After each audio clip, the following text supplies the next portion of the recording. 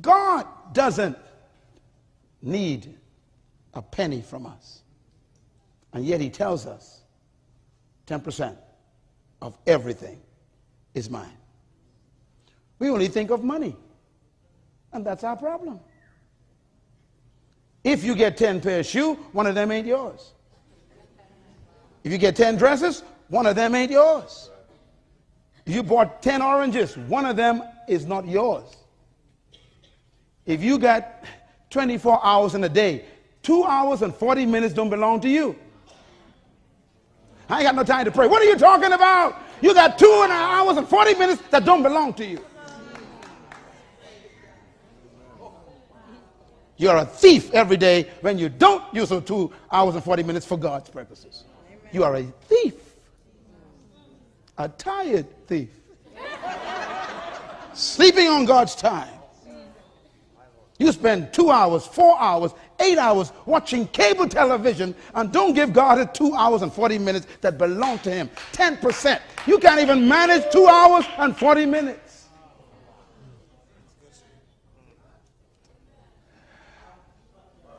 You're trying to get money. It ain't money ain't your problem. Management is your problem. God could any time of day command you to give the dress away in your closet.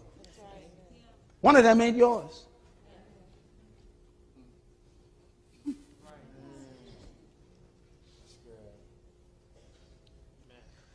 So tithing and offering is not about money.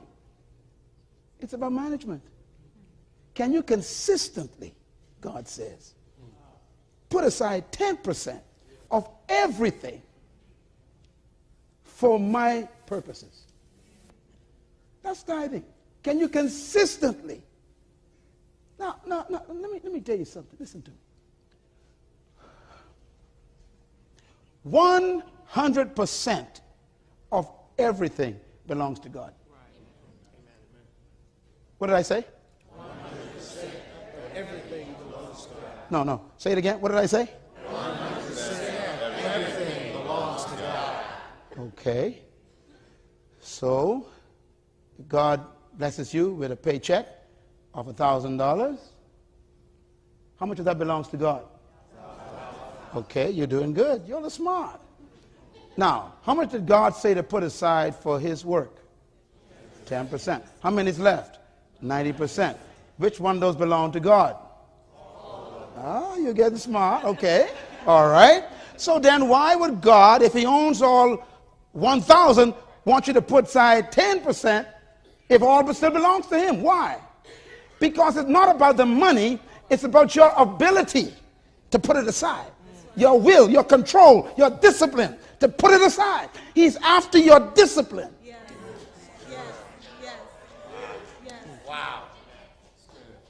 If you can manage the 10% properly, then he is happy to trust you with the 90% that's left.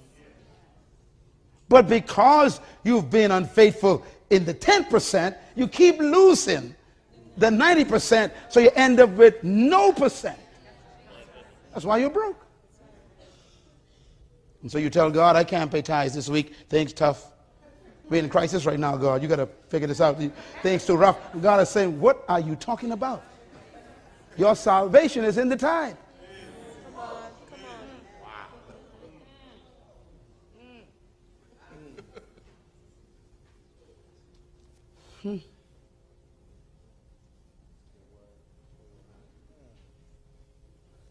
Let me take you one step further. This is what tithing does to you. Number one, what's the first word? Accountability. Write it down. Now, each one of these words is management.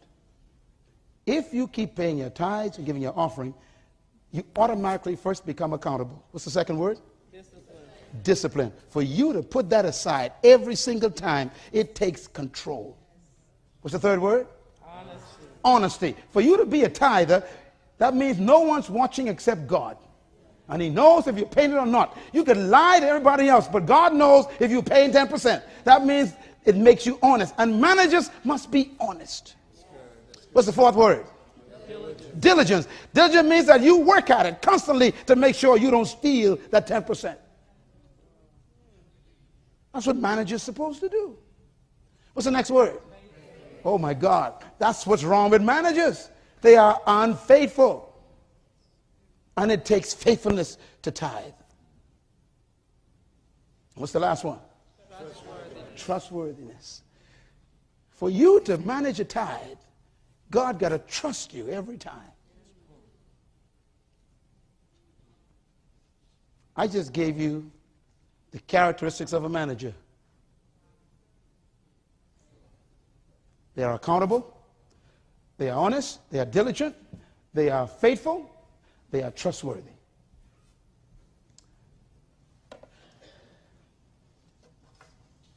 Jesus one day showed top-class management.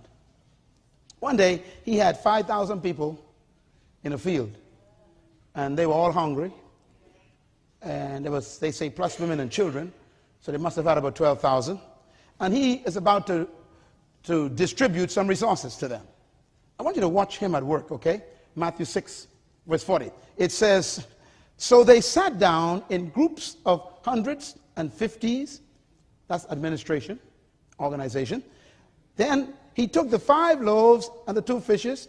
That's the resources. Looking up to the one who owns them, he thanked them for letting him use them. That's appreciation. That means they don't belong to you. That's all right. Someone else's property. He broke it. Then he gave them to his disciples, and they gave it to the people. Delegation.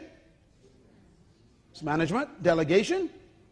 Watch him. He also divided the 2 fish among them all, and they all ate and were satisfied. That's customer service. Give God a hand for good customer service. That's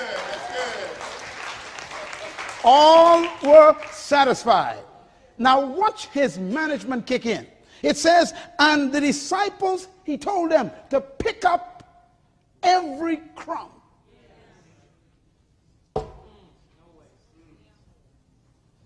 Ladies and gentlemen, I want you to imagine this.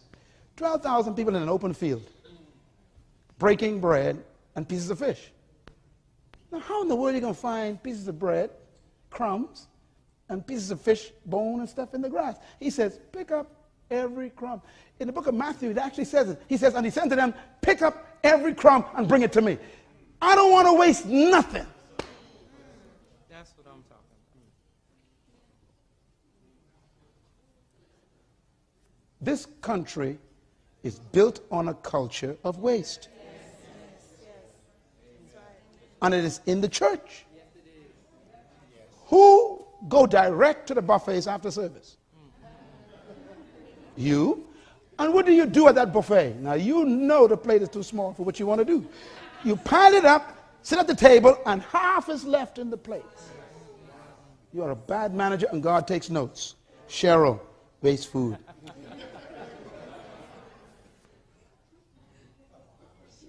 It ain't funny.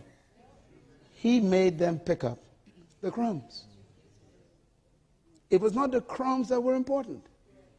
It was the lesson he was teaching. You don't waste the crumb.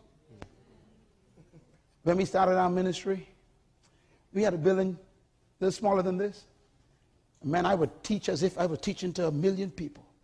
We had our 1 camera set up in the center, and we would clean everything. We had our sets, speakers, everything. I tell them, this is God's property. No paper in the bathroom. I said, don't call no janitor for nothing. If you find it, fix it.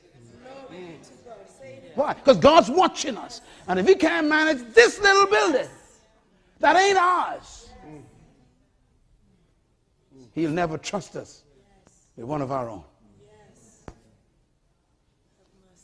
And we began our national television show in that little building. We used to convert the stage into a set for TV. And we took our 1 camera and we'd move it and shoot it different ways so we can have different cutaways. And we'd work it every inch we used. And our program became